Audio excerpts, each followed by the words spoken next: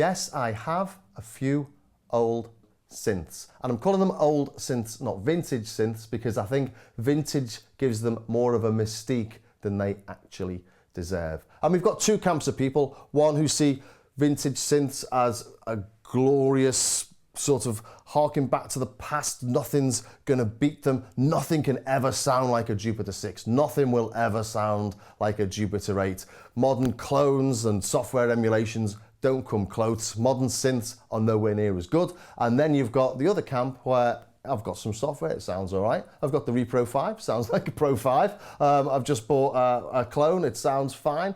You know, two different camps, but I've experienced both. I've got new synths, I've got old synths, and I've got software. So maybe a little bit of my experience will come out in a minor rant. Now, if you've watched this channel, you may realize I've got the Jupiter 6 in front of me again. I got the Jupiter 6, which sort of sparked all this off a few months ago. A friend of mine lent me one. I had a little play with it. I wasn't that impressed. It was okay. And as they go for like 4,000, 9,000, 11,000 pounds, like, hold on a minute. This is worth up to 10, 11,000 pounds, and this is what it does. And then I put it up against some modern synths and thought, actually, it's got a few nice little tricks up its sleeve that the modern synths don't do. Whether that's worth the money is a separate argument. But I thought, yeah, it's really nice. You know what? I'm gonna get one because it means I can play with it and have a bit of fun with it for a year or 2 years or 6 months or whatever, and I can sell it and I'm not gonna lose any money. The prices are either going up or around about the same. So it's almost like I'm hiring it. I'm the custodian of an old synth for a bit and I get a bit of fun out of it. So then I went to try and buy one. And first thing you look for is just being recently serviced in spot on condition. And this is the third I've had, and it's the third broken one I've had as well. So I've traveled length and breadth of the country picking up the Jupiter 6s. And for anyone in the States, Liverpool is about, say, 200 miles from London. It's about 100 miles from Leeds, or 70 miles. Anyway, thereabouts. So a trip to London and back's 400 miles. And we pay around $9 a gallon of fuel. So if you've got a car that you can put a Jupiter 6 in, it's costing you an awful lot of money every time you run round to these places. And you do want to go and pick them up and have a little play. So this one, for example, is broken. At the minute, it's working, actually. And the guy who bought it off, he spent an awful lot of time recapping it. I'll show you inside, actually. And I don't know if you can see on the camera very well, but all these little yellow caps, they've all been replaced. That's the 4-voice board. This is the 2-voice board. You can see they've all been replaced here as well. I think they were green before they were replaced. And we've got all the caps in the power have been replaced. Apparently the power is the place where everything starts to go wrong. So everything's been replaced there. All the caps on the voices have been replaced. 2 of the voices have been replaced. We've got 3 of them on slots because they were checking out which of the voices wasn't working properly. And, you know, a lot of effort and time has been spent getting this synth up to scratch. And I get it home, plug it in, and I play with it. And about half an hour later, so, you know, you can play with it in someone's house, you get it home, half an hour later, it dies.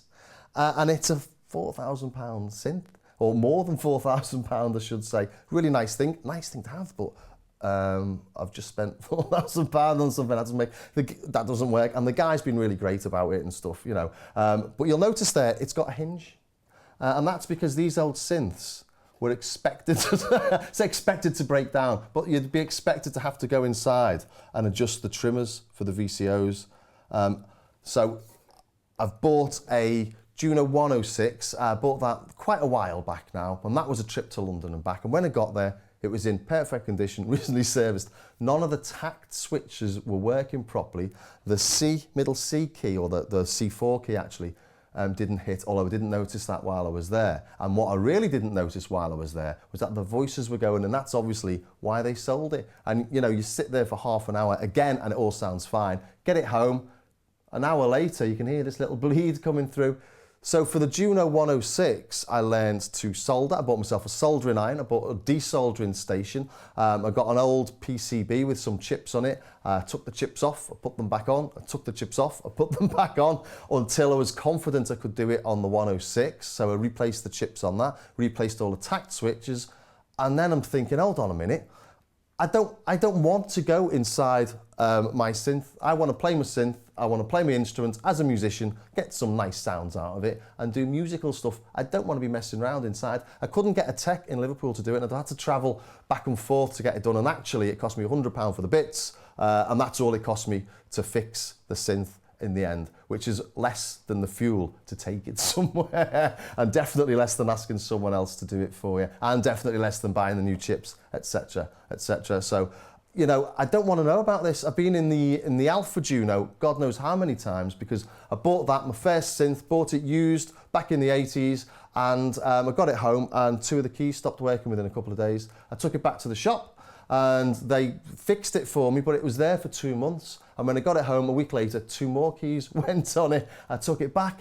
Hold on a minute. It's out of warranty. It's over 3 months since you bought it. The aftertouch never ever worked on it. I didn't know what aftertouch was. I had this AF on all these parameters. No idea what it was because it's never ever worked. So in that, I've been in copious amounts of times fixing these little rubber bungs, and you see people on YouTube doing it. They have a sort of little graphite sort of pads there that make an electrical connection. And at the minute, 2 of the keys just can't work. I've tried it over and over again. And 3 of the keys, I think I've put the bungs on upside down, so they always play at maximum volume.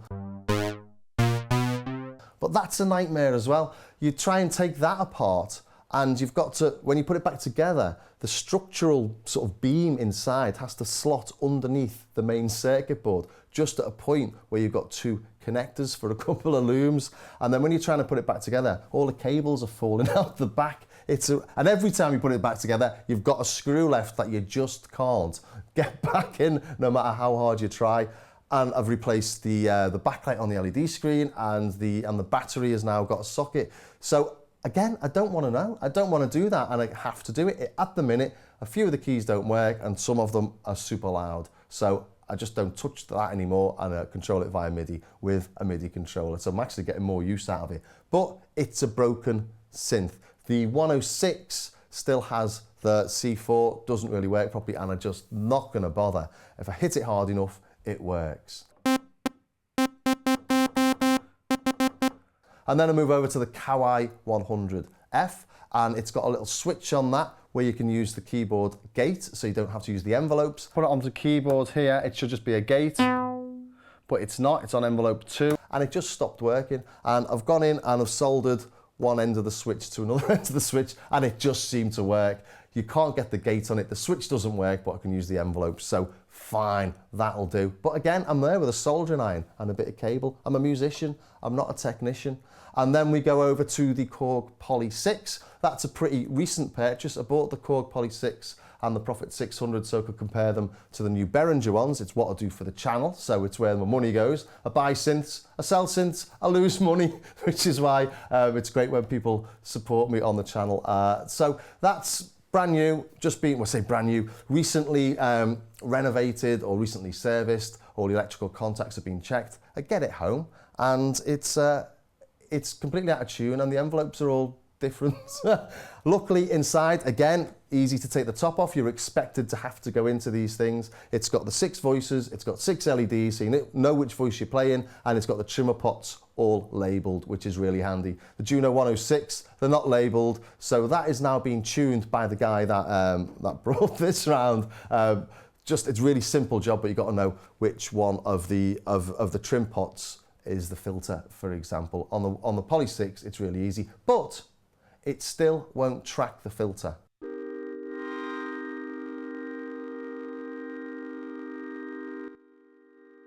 I think it might need a little more warming up. So I've bought a little microchip thing for that. Not a microchip, but I bought an Optio something or other that will hopefully keep it a bit more in tune. But again, sold as perfect. I don't think the guy's trying to rip me off. It's an old synth. But, you know, what do you do? Do you have any comeback on that after a month of messing around with it? And you don't get it home, or you should, I suppose, get it home and try every single function, but you don't. You start playing with it and enjoying it, and then, you know, then you go to work, then you do this, then you finish that mix, then you do a video, and then you come back to it a couple of weeks later and go, hold on a minute, now I'm actually trying every single function, it's not working properly.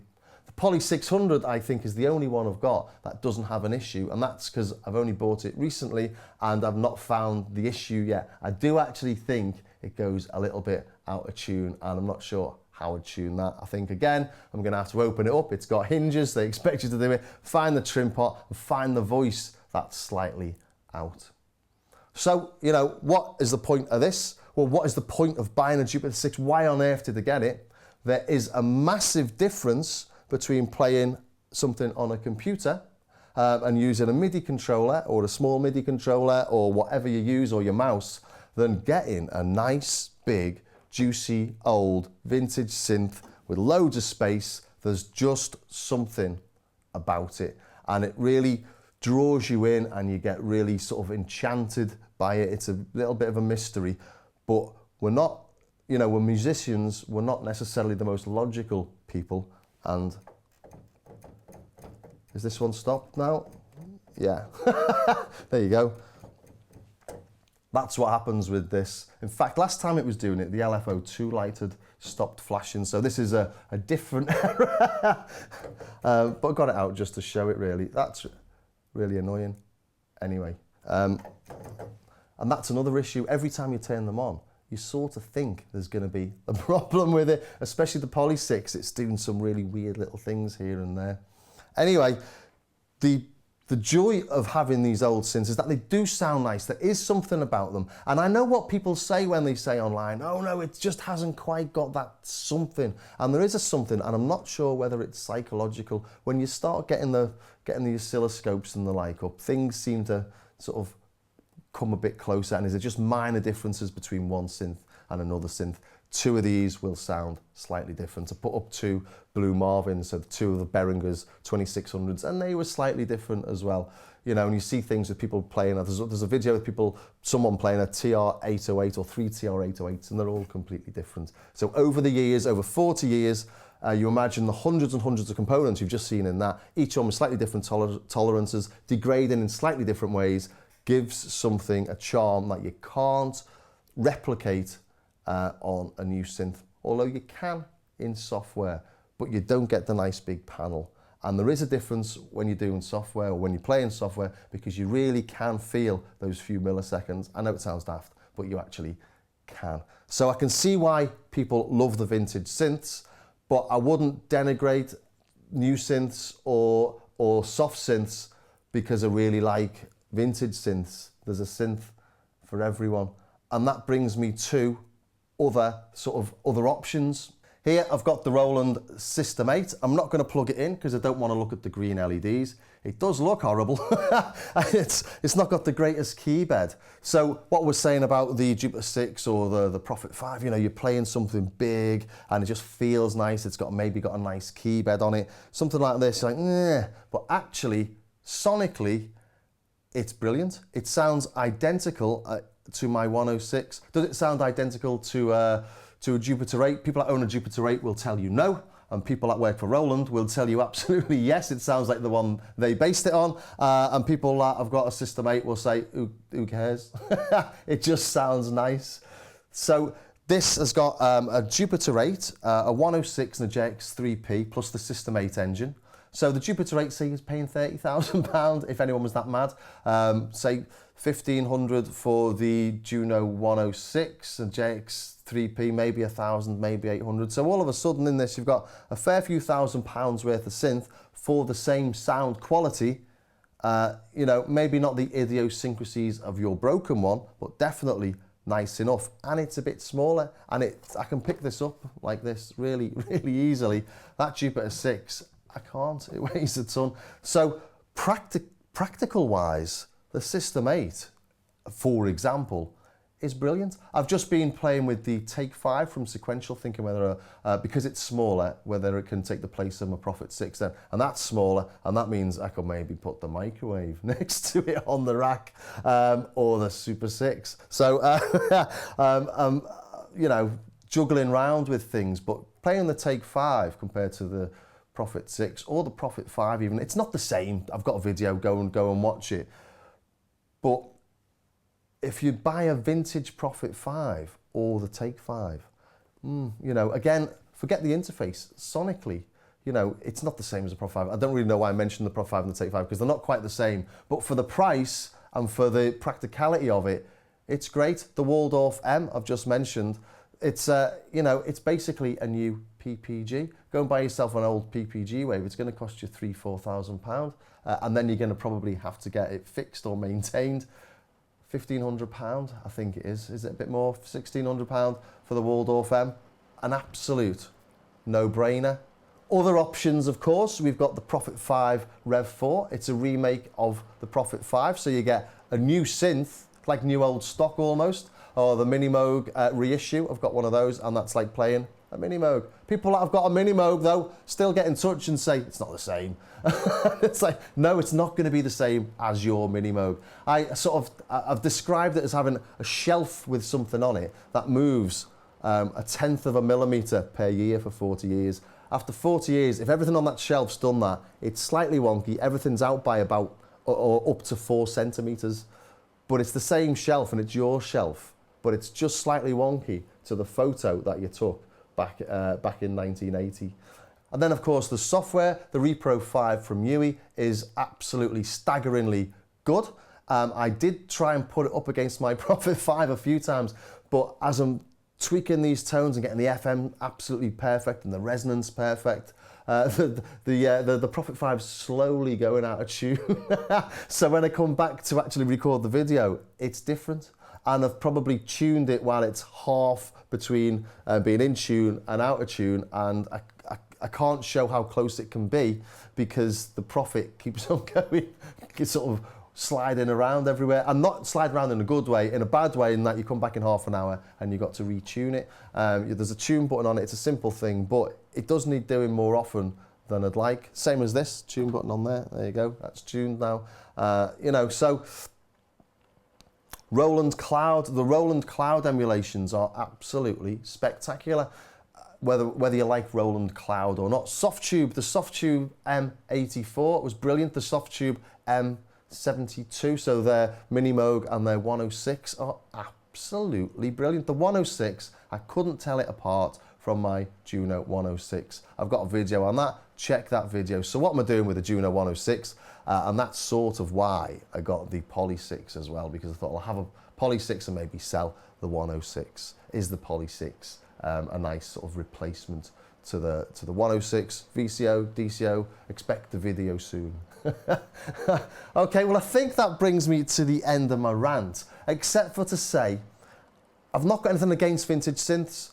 It's nice to have nice things. We try and buy nice clothes and wear nice trainers, maybe have a nice car or a nice apartment, or, you know, even a nice set of pans. So there's nothing wrong with wanting something nice, but when people start harping on about the vintage synths just being this sort of elitist paradise, it really, really does annoy me. And if you are thinking about buying vintage synths, just be aware of the pitfalls, because if you buy one, it may work fine, but there will come a point in the future that it will die. And there will come a point in the future with your software where Apple upgrade the operating system and it won't work as well. So there's always that. Anyway, I hope you enjoyed that bit of a rant. But if you did, please subscribe, ring the bell, and maybe join me over my Patreon so that I can actually afford to buy and sell stuff. As I say, I buy it, I sell it, I lose money every time. I'm a musician, not a dealer. Maybe I should open a shop. I don't know. But I will see you next time. Oh, and I should just say, if you are in the market for buying a new synth, do check out the link for Perfect Circuit below. You'll get free shipping, and I'll get a kickback. Doesn't cost you any more, and it helps me to do this. So I will see you next time.